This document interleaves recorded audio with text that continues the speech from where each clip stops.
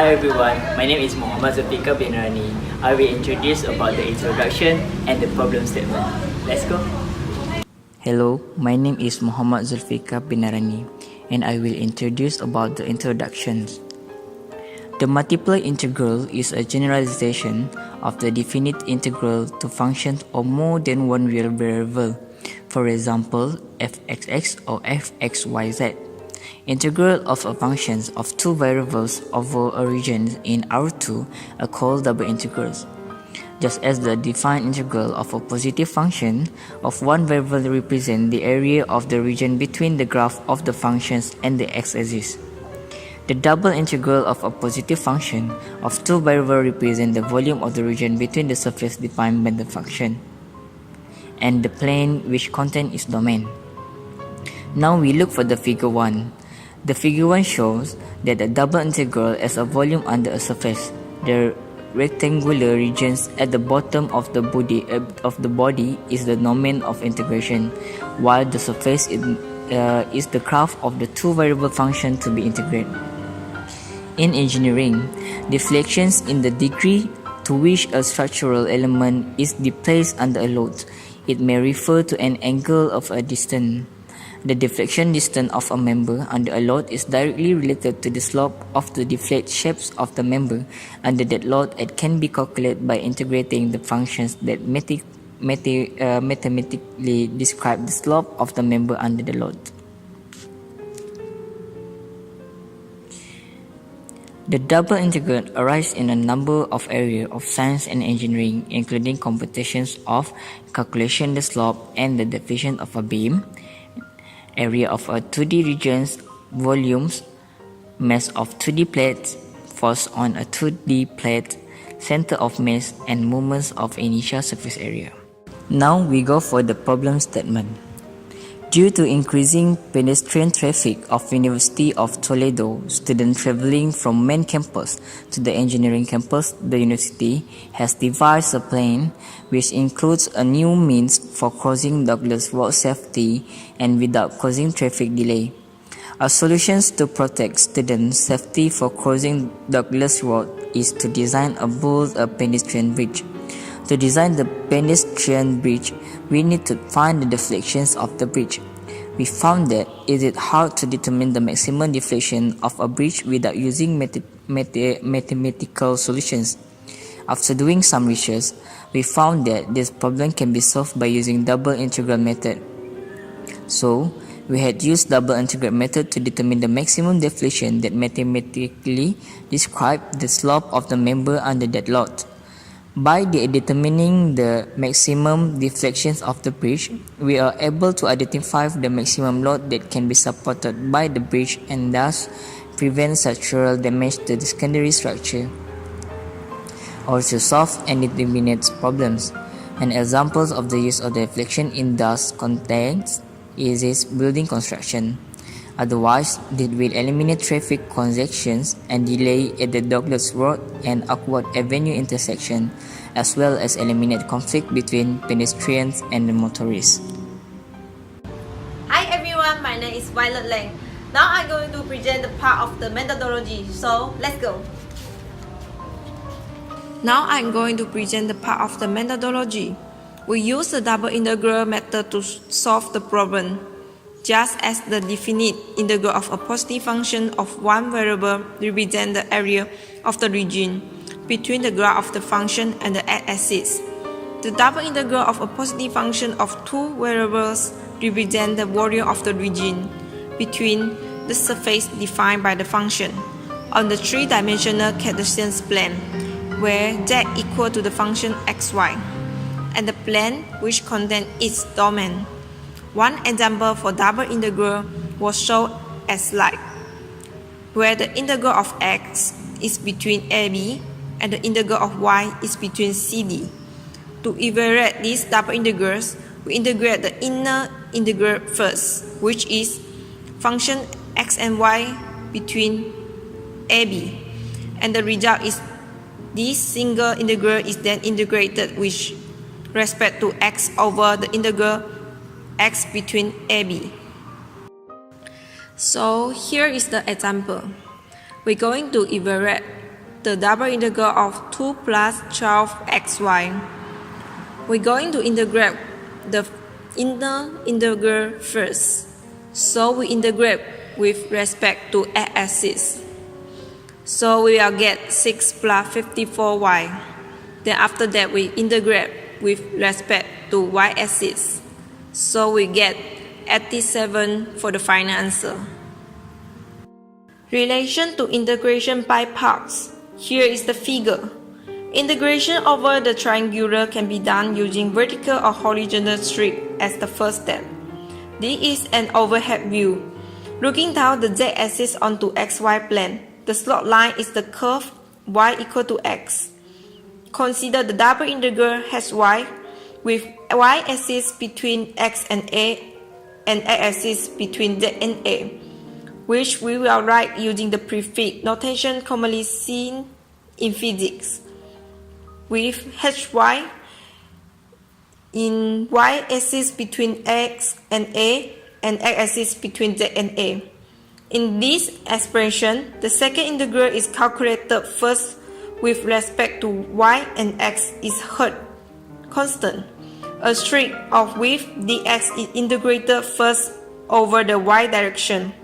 A streak of width dx in the x direction is integrated with respect to y variable across the y direction.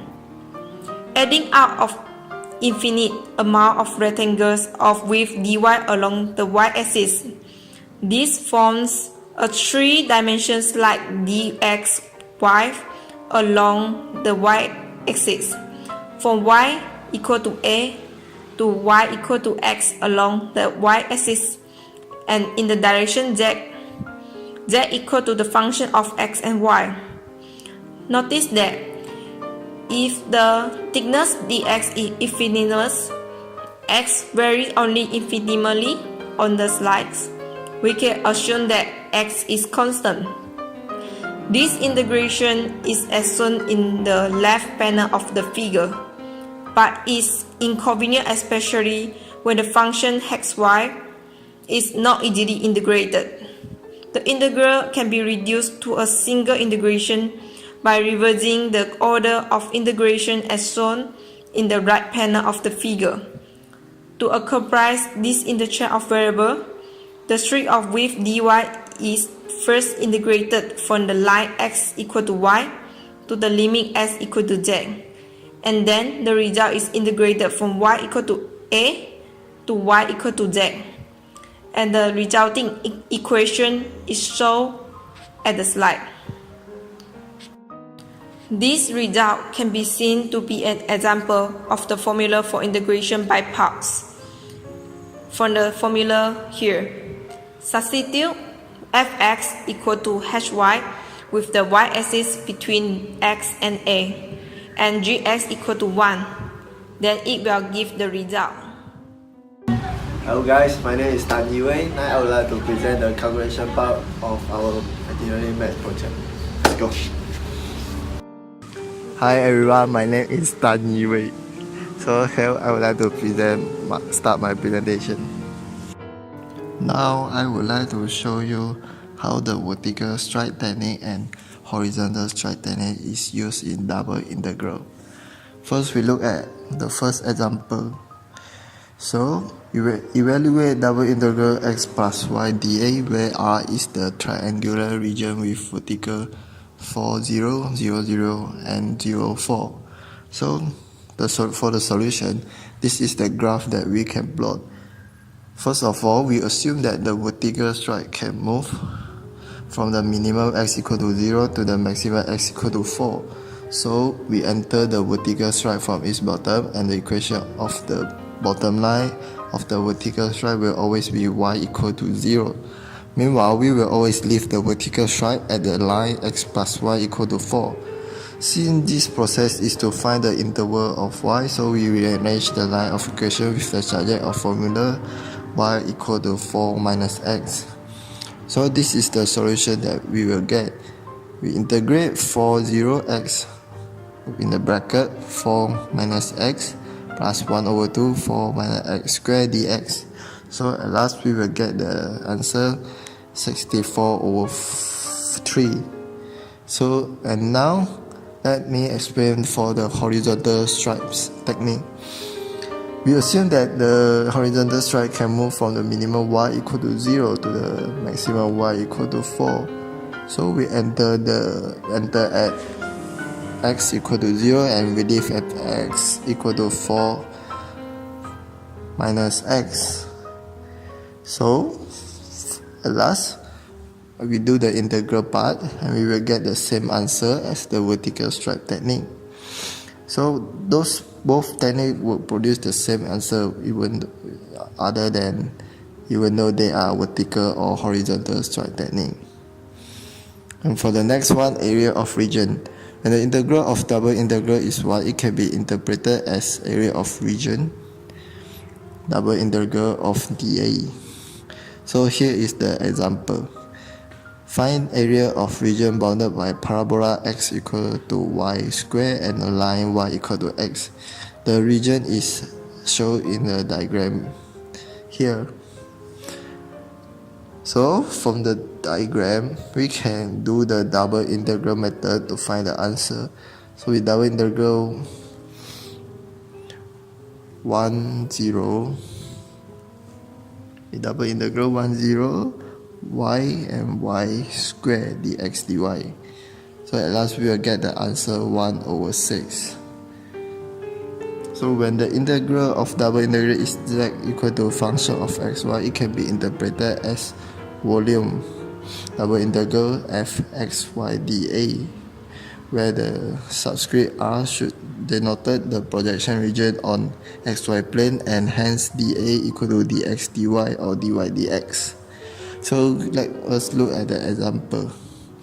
Calculate the volume under the surface z equal to 3 plus x squared tolak 3 plus x squared minus 2y over the region D defined by x is between 0 and 1 and y is between minus x and x.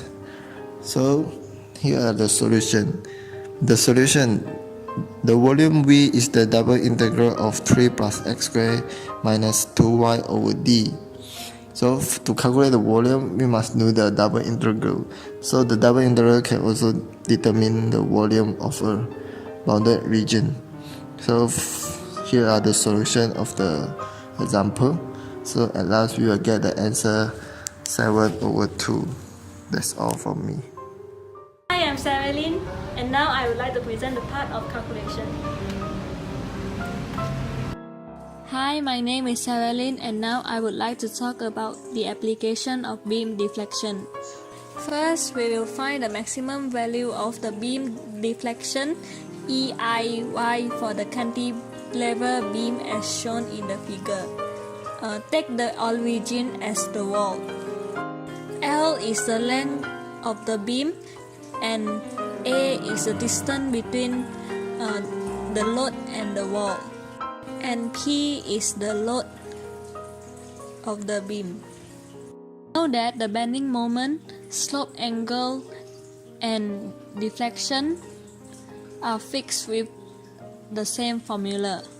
So we just have to substitute the value into the formula to get the answer.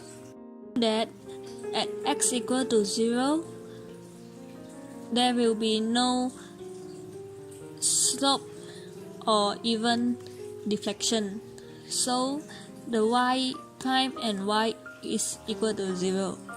Therefore, after we substitute, we can get that C1 and C2 is also equal to 0.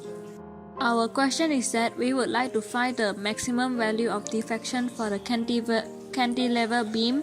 So now we'll know that at the end of the beam, approximately at x distance, the maximum value of the deflection is the highest, as it is free end. Hence, we can substitute C1 and C2 with 0 and x is equal to L. So we can get ELY max. The maximum deflection is also equal to negative 1 over 6 PA square bracket 3L minus A. That's all from me. Now we will proceed to the filler table. Hi, my name is Tan Hui Ling. Now to present about the filler table and conclusion for our project. My name is Tan Hui Ling. Now I'd like to present about the filler table for our project. For the first part is about the fact, which is the deflection of the structural element. We found that it is hard to determine the maximum deflection of a beam. The idea to solve the problem is that we use double integral method, relation to integration by parts, in horizontal stripes technique or vertical stripes technique.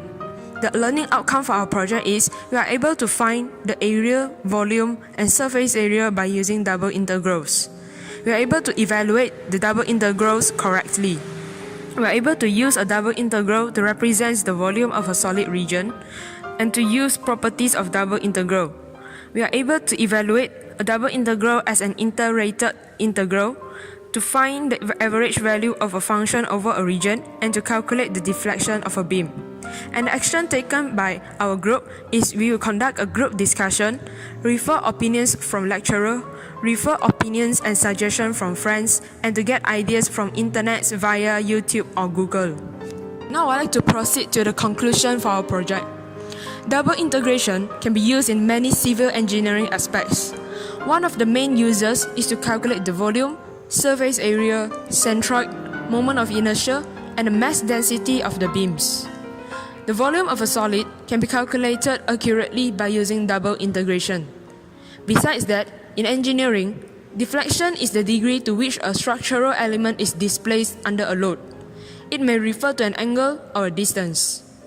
The deflection distance of a member under a load is directly related to the slope of the deflected shape of the member under that load and can be calculated by using integrating the function that mathematically describes the slope of the member under that load. That's all from me. Thank you.